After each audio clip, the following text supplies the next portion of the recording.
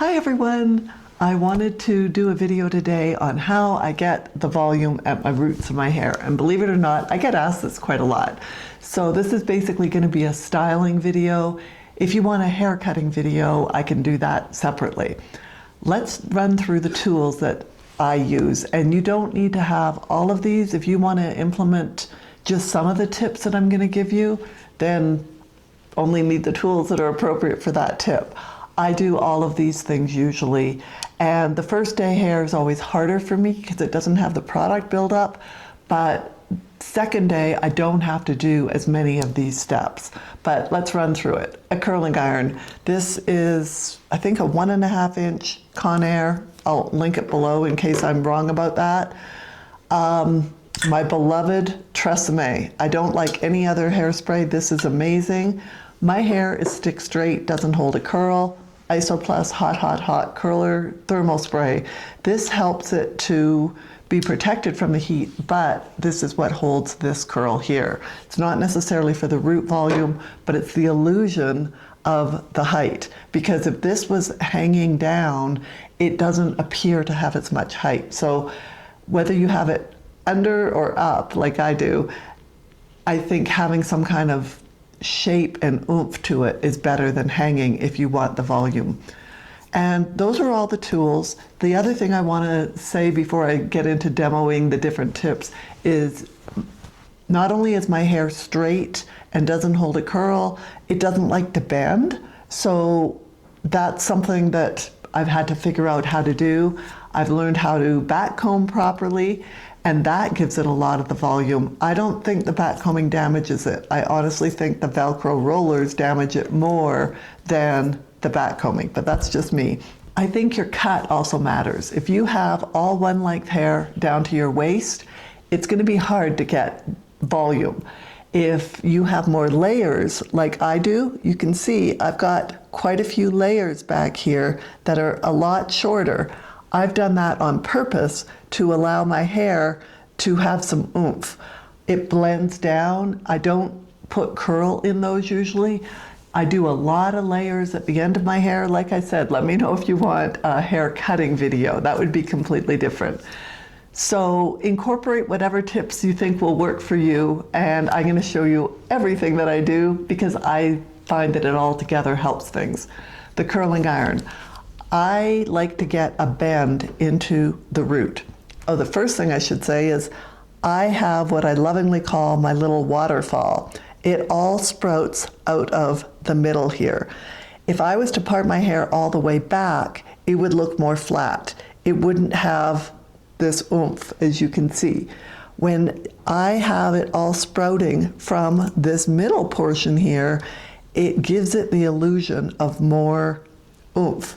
So I pick a spot about 1 inch back on my part and have it sprouting from this waterfall. And so I make sure that even though this could go off to each side, I put it more towards the back.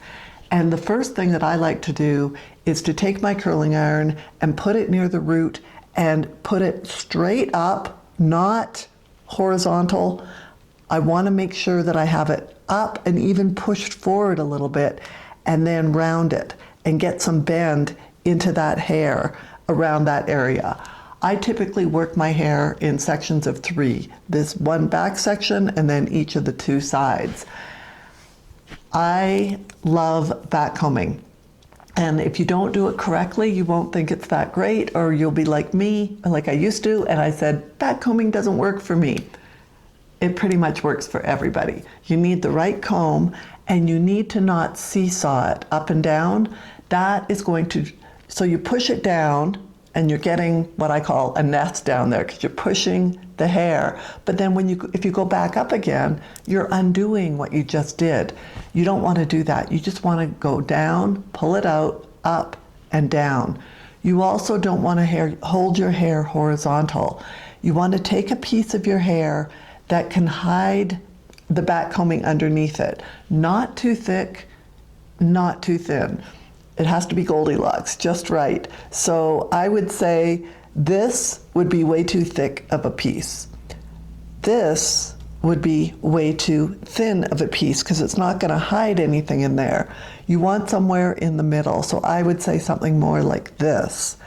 And then you don't want it horizontal, you want it straight up, maybe even a little going the other way. And then, like I said, you go down, pull it out, down, pull it out.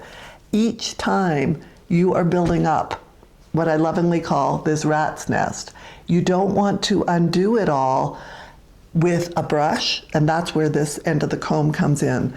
And you can use your fingers as well, and then you just manipulate everything around to how you want it. But that's going to give you a lot of volume near the roots. What I like to do is give it a little shot of Tresemme, and then underneath and on top, and then I put in a Velcro roller and push it up against the roots and leave it there and let it set and dry. If I was curling my hair under, I would do the Velcro all the way up. I want this curled up, so I just stick the Velcro in there.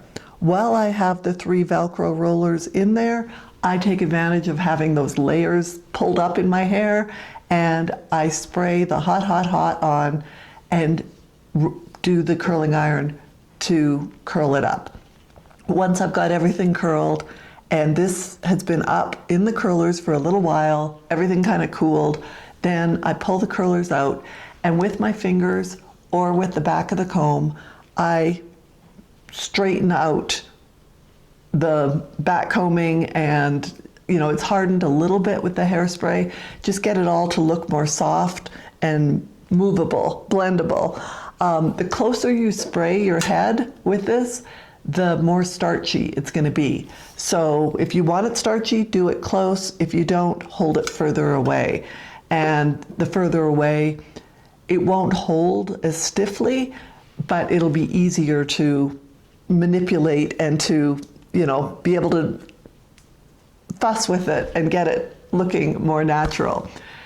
After I get my hair out, I like to put it like this. I did not realize putting your hair behind your ears, like if you look like this, I look messy, unkempt. I feel like putting it behind your ears not only gives it a more polished look, and I love a 50s look, as you might be able to tell by my dress, but it gives it contrast. So height, it doesn't look like I have as much height when I have all my hair out. When I put my hair in behind, this smoothness gives this more contrast, and it makes it look like it's more poofy. The other thing is, for the contrast, these front pieces, I like to curl them and get some bend up in here, and I do this pretty much as the last step, and then slide the curling iron down to give it some bend without being too much. You can always flatten it out if you've done too much in there.